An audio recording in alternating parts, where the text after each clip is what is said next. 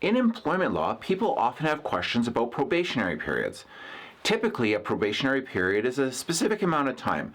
Most often we see 3 months, but it could be a month, it could be 2 months. Really, it's intended to be a period of time where both the employee and the employer can determine if it's a good fit, to make sure the skill set is right, the work environment is right, that everyone is on the same page in terms of that employee being a full-time employee and continuing past the probationary period.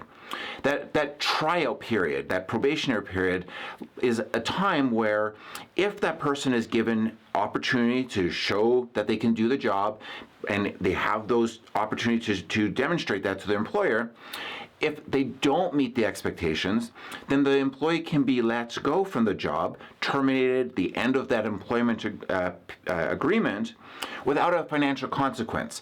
So there's no need for severance, there's no need for notice periods or anything like that. The probationary period is just that. They're on probation, they can be dismissed without moving forward.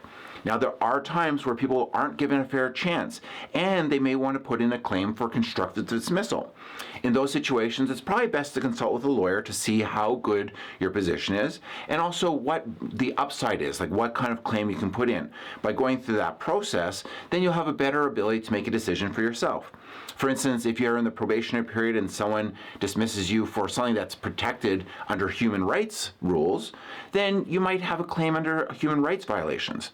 In any event, it's always good when you're dealing with your assets or employees to make sure you're doing things correctly so that you don't end up with a problem down the road, either as an employer or as an employee, because as good as those probationary periods are for everybody involved, you want to make sure it's done properly so that there are no issues.